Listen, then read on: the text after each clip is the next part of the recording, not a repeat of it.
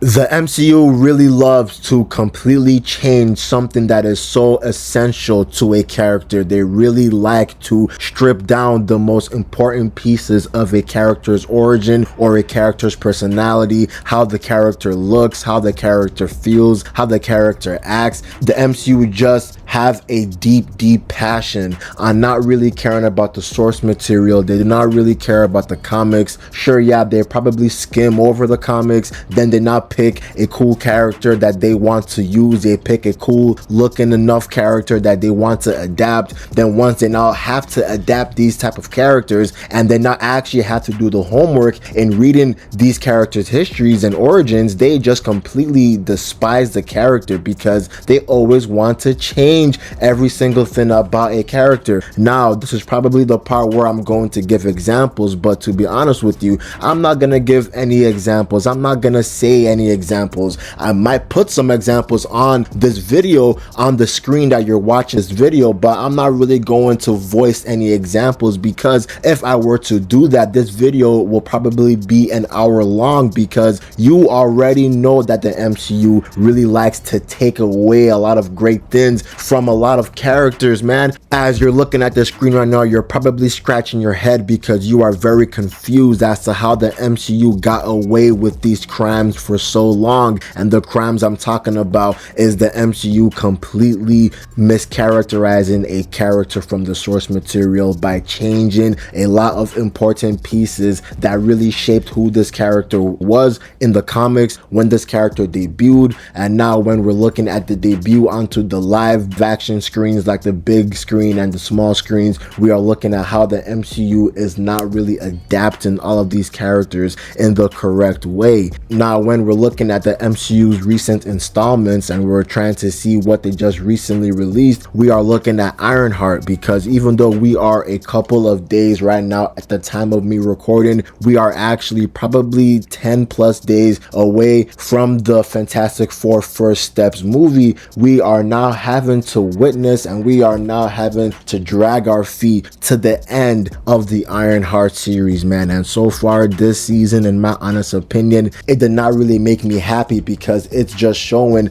another example as to how the MCU treats the comic books. Because remember, they changed a key fundamental part of Ironheart's origin because Riri, remember, when she is 15 years old, she is a big fan of Tony Stark himself. She really wanted to be a protege of Tony Stark. And remember her origin, I'm not gonna go in depth on her origin because I did it in the last video, but Tony eventually meets Riri. He eventually takes Riri under his wing. He becomes a mentor to Riri, and after the Civil War event, when Riri was actually on Tony Stark's side and Tony got into that big coma because of Captain Marvel, remember, Tony was turned into an AI, and this Tony AI was helping out Riri in her entire adventures with the champions and with other heroes in the Marvel universe, so on and so forth. But now when we look at the show and we are at episode 4,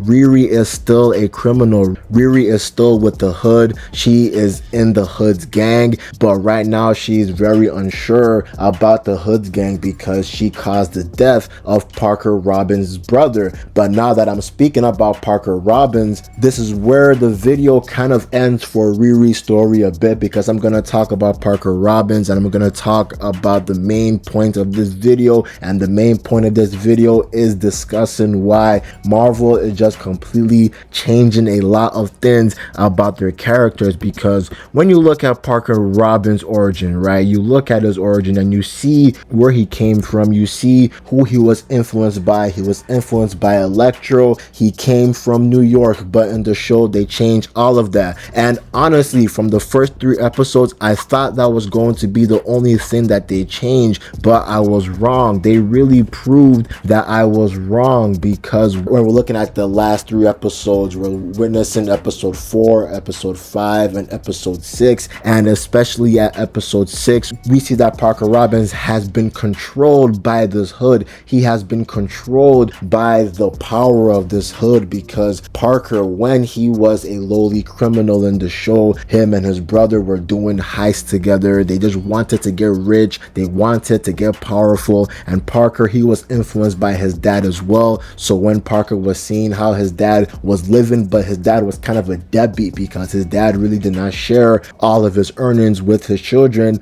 So Parker and his brother, they were doing this heist, right? And they were doing this heist at the middle of the night. They broke into this man's mansion, and when they were inside this mansion, Parker and his brother split up. But when they split up, Parker accidentally caused something that caused a guard to come there, and this guard was about to strike Parker down. Even though he wasn't trying to, he was telling Parker, yo kid, don't do anything stupid. But before Parker could do anything, because Parker had his gun raised, we see that his brother was actually the person that shot this guard, and this guard now died. And then the brother was completely beating up this guard, but they made too much noise. They completely destroyed their entire plan, so they had to flee. They had to separate. And when they separated, Parker, he actually ran out the house. He was hiding in between this tunnel like bridge. Then when he was under this bridge, he now heard a voice, and this voice that was talking to him is a voice that I thought was going to be the actual voice for Parker Robbins.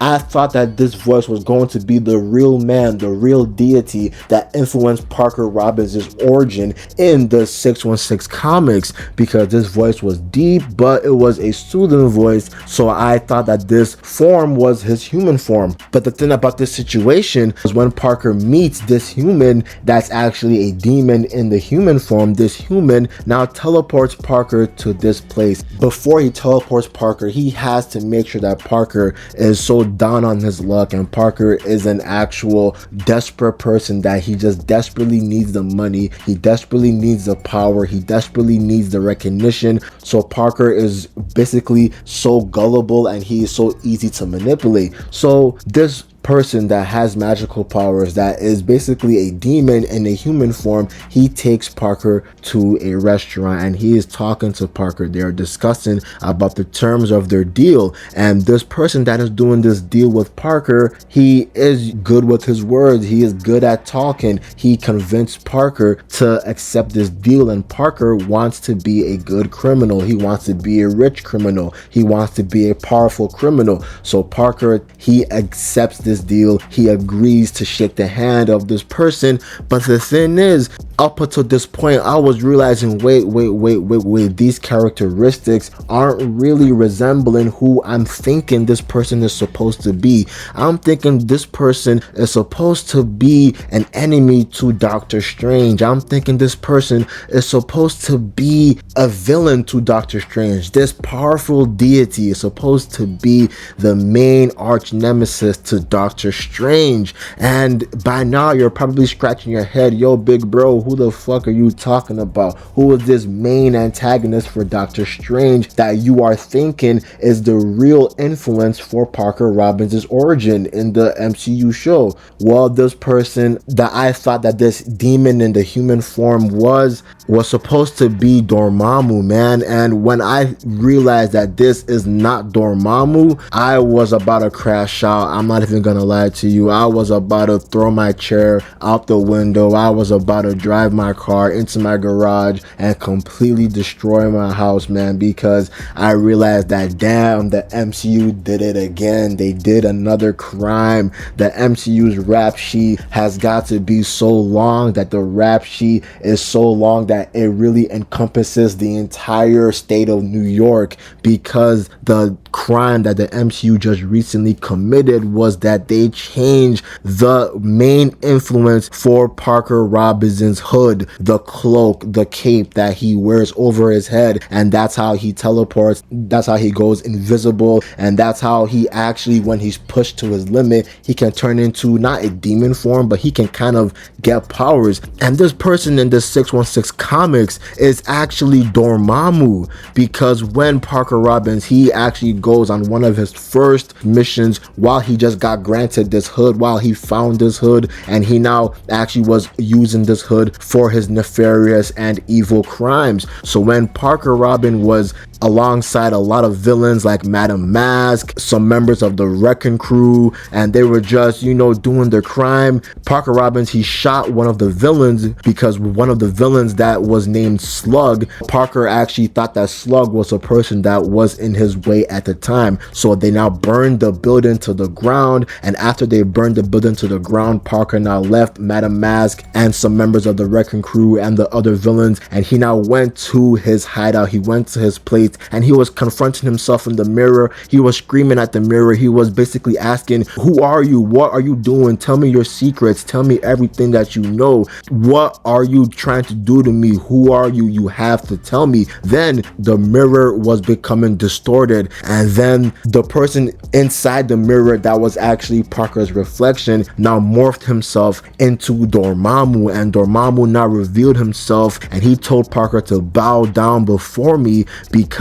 Dormammu is the person that is in control of the Red Hood. But in the MCU TV show, this person is actually Mephisto, and now I know that Mephisto has made a lot of deals with a lot of superheroes and supervillains in the comics, but Mephisto is not the main influence for the Hood, man. So that is the main reason why I really did not like these last 3 episodes, because they really had to change something so fundamental to a character again. Man, this show really hates the source material, man, because every single time I saw the members of the Hood's gang, man, it just made me really sad, because when you look at the counterparts for the Hood's gang in the comics, when you look at these members and you look at them side by side, you compare the live action MCU members with the comic book 616 members, and you're just shaking your head because you're thinking, why did the MCU change so much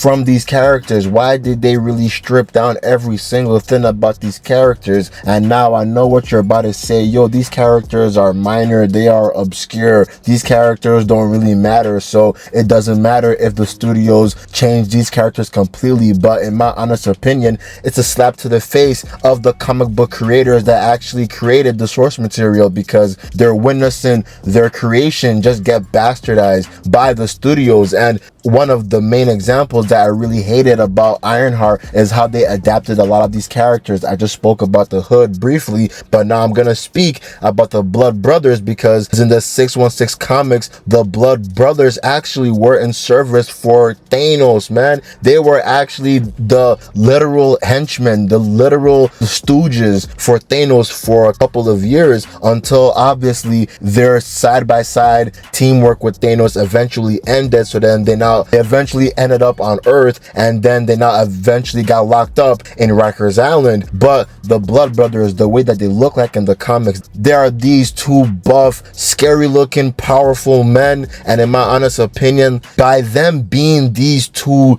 gigantic and powerful beings from space, and you put them side by side with the Hood, they have superhuman strength, superhuman speed, superhuman stamina. And if you had these dudes side by side with the Hood, in my honest opinion, it'll make the Hood a much more credible threat, because he has 2 guys that are going to be his real backup. But when you look at how they look like in the MCU now, I'm not going to talk about their gender too much, because if they made them the Blood Sisters and they still made them from space, they still made them fight alongside Thanos in the early years, then they now wandered up on Earth, if they still made them exactly like how they were in the comics when they are actually from space, but they're sisters, I would actually not care about that. I would actually like that, because it still keeps a fundamental part of their origin. It still keeps a fundamental part of how they look like and how their powers are supposed to be. But in the MCU, the Blood siblings are just 2 human sisters that their only real quote-unquote powers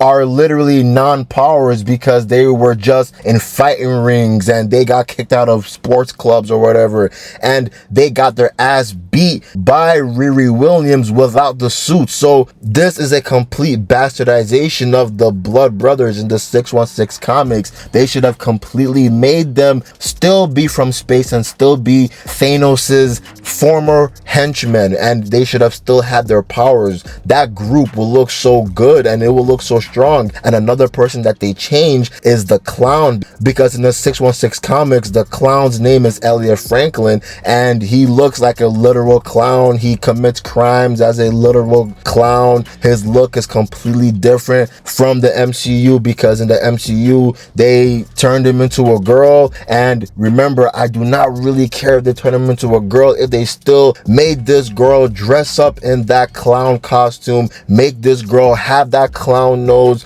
do clown crimes, do clown related attacks, talk like a clown, laugh like a clown, act like a clown. But in the MCU, sure, yeah, her dresses look unusual to the normal eye, but the thing is, she doesn't have any makeup like a clown, she doesn't dress like a clown, she doesn't have the full clown getup. She just looks completely different than the comic book counterpart. And this is just showing another example as to how the MCU really despise the comics. They just skim through these names and they pick names that look cool. And another name that looks cool is Rampage, because in the 616 comics, Rampage, he has a genius level intellect. And also the main thing about Rampage is that his look is completely different, because Rampage has a bright, colorful red and yellow suit, and he just is kind of a nobody. He was kind of a low level villain. He battled the OG champions in the past, but Rampage looks completely different than how he looks like in the show, because in the show he's just Eric Andre.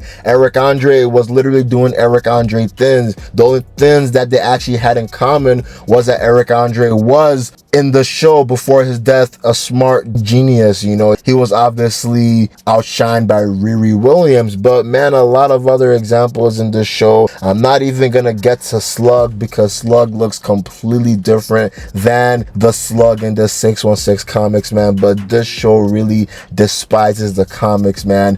Now, whole time I didn't really even talk about the plot, but the plot, in my honest opinion, it's not really that good. It's not really that exciting, in my honest opinion. I did really like one fight scene. It wasn't actually Riri in the suit, it was Natalie that was inside the suit, but Riri was actually cornered at the Waffle House. But even though I kind of like the ending of this fight, I have to talk about the beginning of the fight, and I don't really like the beginning of this fight, because when they were at the Waffle House, right, and Riri was cornered by the Hood's gang, and the Hood's gang were trying to kill Riri because Parker found out that Riri killed his brother. And when they were fighting, right, and then Riri was trying to run away, she was trying to defend herself against these criminals.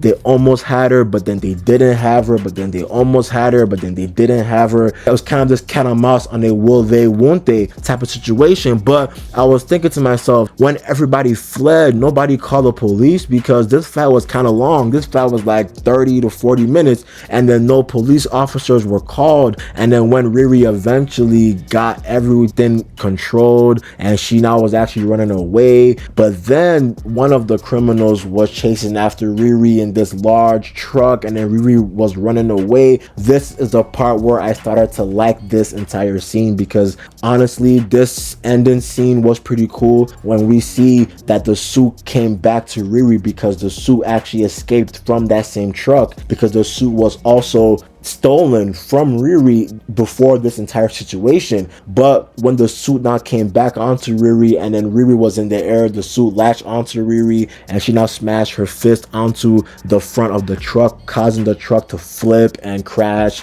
I like that scene, I can't even lie to you.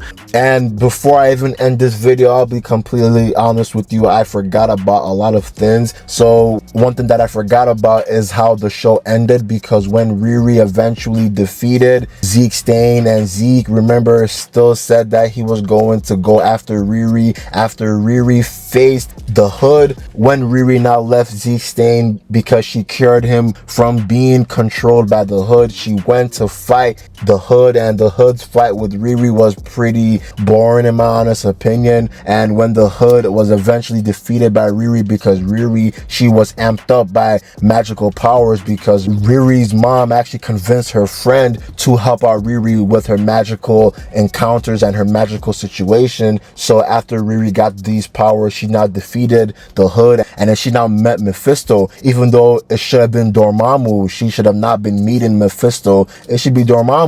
But when Riri now meets Mephisto, Mephisto offers her a deal, and Riri takes this deal, because this deal that Mephisto actually offers Riri is that Natalie can return to the living, because Riri has always wanted this throughout the entire show, and she has always also wanted to be iconic, and Mephisto offered her a chance to be iconic. So Riri takes this deal. Now, I know a lot of heroes and villains made deals with Mephisto, so Riri, I'm not gonna call her dumb, but anyone that makes a deal with the devil like Mephisto is dumb. So we're gonna see what happens in season 2, but will there be a season 2? I don't really know. But man, this show is just not really good in my honest opinion, man. And yeah, honestly, man, the show is not really that good in my honest opinion. Like, the CGI is pretty good, the practical effects that they use is pretty good, but everything else I don't like, man. They really change a lot of stories for these characters, and they really don't like the source material. Now look, I know that the Hood has faced Iron Man before, he has faced Tony Stark before in the 616 comics, and the Hood has also faced another Iron Man in the 616 comics, and this Iron Man was Victor Von Doom. But I also do know that the Hood's origin is tied to Dormammu, and Dormammu's entire story is tied to Doctor Strange, so I don't really think that they needed to use the Hood as a villain for an Ironheart show, because even though yes, he has faced Iron Man in the past, I just feel like the changing of the Hood's backstory is not a good change. I think that a more appropriate villain for the show could just have been Zeke Stain. I really do think that Zeke Stain should have been the main antagonist for the show, because his MCU and 616 origin and history are actually resembling each other. They are not really changing a lot of things, because Obadiah Stane was an actual Iron Man villain in the past before he died, and Obadiah Stane was a wealthy person, and Obadiah did want to hide all of the things that he was doing from the general public, and Zeke as well. But when Zeke found that out and he realized that Obadiah, his own father, was a criminal, Zeke himself wanted to change his own origin as well. But then later down the line, Zeke now eventually fought Iron Man, and he actually gained powers as well. His body became enhanced, and his physiology became enhanced as well. He gained enhanced metabolism, repulsor rays, force fields, you know, kind of the same powers as the show, even though the show was based on electricity more than the repulsor rays, even though they're kind of the same thing. But I do believe that Zeke Stain should have been a main villain for the show, and they really did not need to add the Hood, because Zeke Stain's entire motives, his history is kind of matching up.